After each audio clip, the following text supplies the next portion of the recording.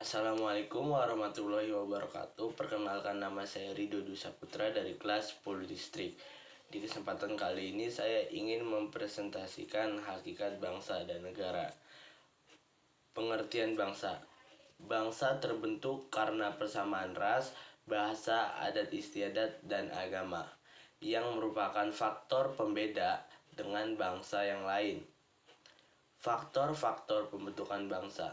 Berikut ini merupakan faktor-faktor penting bagi pembentukan bangsa Indonesia, yaitu persamaan asal keturunan etnis, persamaan pola kebudayaan, persamaan tempat tinggal yang disebut dengan khas tanah air, persamaan sejarah, dan persamaan cita-cita. Pengertian negara. Negara adalah organisasi manusia atau kumpulan-kumpulan manusia yang mendiami suatu wilayah berada di bawah pemerintahan yang tunduk patuh terhadap pemerintah tersebut. Sifat-sifat negara terbagi menjadi 3. Yang pertama, memaksa. Artinya memiliki kekuasaan untuk menyelenggarakan ketertiban dengan memakai kekerasan fisik secara legal. Yang kedua, monopoli. Artinya memiliki hak untuk menetapkan tujuan bersama masyarakat. Yang terakhir, mencakup semua, artinya semua peraturan dan kebijakan negara berlaku untuk semua orang tanpa terkecuali. Unsur-unsur negara, yaitu penduduk yang tetap atau rakyat, wilayah, pemerintah yang berdaulat, dan pengakuan dari negara lain. Unsur-unsur negara terbagi menjadi 2, unsur konstitutif dan unsur deklaratif. Unsur konstitutif, yang pertama penduduk atau rakyat, yang kedua wilayah, yang ketiga pemerintahan yang berdaulat. Unsur deklaratif, pengakuan dari negara lain. Rakyat. Rakyat adalah semua orang yang berdiam di dalam suatu negara. Sebaliknya, penduduk, mereka yang bertempat tinggal tetap di negara tersebut. Bukan penduduk, mereka yang mengakui negara lain sebagai negaranya.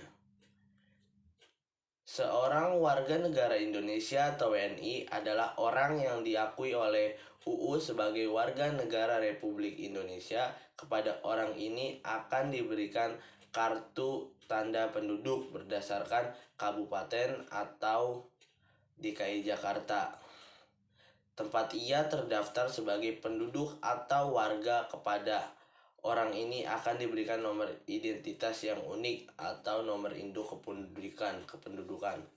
Apabila ia telah berusia 17 tahun dan mencatatkan diri di kantor pemerintahan, diberikan oleh negara kepada warga negaranya sebagai bukti identitas yang bersangkutan dalam tata hukum internasional.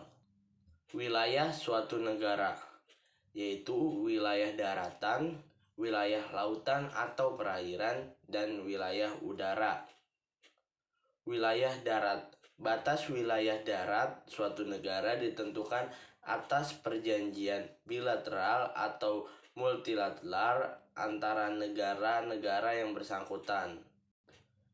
Batas darat terbagi menjadi 3, yaitu batas alami, batas buatan, dan batas geografis. Batas alami yaitu batas terjadi secara alami, contoh sungai, gunung, lembah, dan lain-lain. Batas buatan yaitu batas yang sengaja dibuat oleh manusia, contoh patok, pos penjagaan, gapura, dan tembok.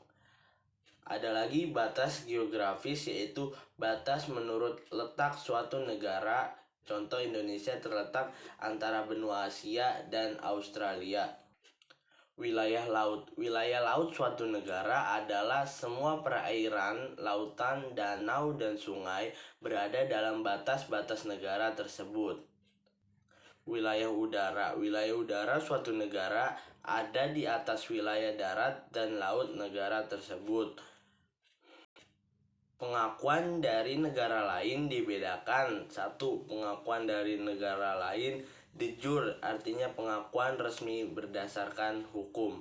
Pengakuan dari negara lain secara De facto artinya pengakuan yang diberikan jika negara yang baru berdiri tersebut secara konstitusi dapat menunjukkan pemerintahan yang stabil. Pengertian de jure. Kemudian pengertian pengakuan dari negara lain secara de jure adalah pengakuan negara lain terhadap suatu negara menurut hukum internasional dengan pengakuan secara de jure. Pengertian pengakuan secara de facto, pengakuan dari negara lain secara de facto ini pengertiannya adalah pengakuan yang berdasarkan pada kenyataan atau faktual yang ada telah memenuhi persyaratan untuk menjadi negara. Sekian presentasi saya mengenai hakikat bangsa dan negara. Kurang lebihnya mohon maaf. Wassalamualaikum warahmatullahi wabarakatuh.